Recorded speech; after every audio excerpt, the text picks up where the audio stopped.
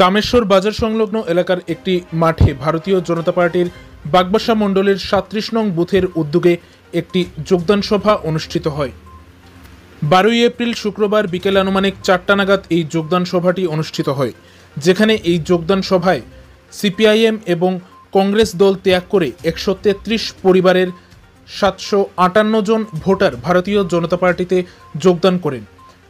এই যোগদান সভায় উপস্থিত ছিলেন বাগবাসা বিধানসভা কেন্দ্রের বিধায়ক যাদবলাল দেবনাথ, উপস্থিত ছিলেন ভারতীয় জনতা পার্টির উত্তর ত্রিপুরা জেলার সভাপতি কাজল দাস মহোদয়, উপস্থিত ছিলেন তাপস ভট্টাচার্য, বিজেপি নেতৃত্ব, বাগবাসা মণ্ডলের মণ্ডল সভাপতি সুদীপ দেব, বাগবাসা মণ্ডলের সাধারণ সম্পাদক বিশ্বজিৎ নাথ কনক, উপস্থিত ছিলেন উত্তর ত্রিপুরা জেলা পরিষদের সদস্য দিলীপ বর্ধন সহ ভারতীয় জনতা পার্টির অন্যান্য কার্যকর্তা এবং অন্যান্য নেতৃত্বরা।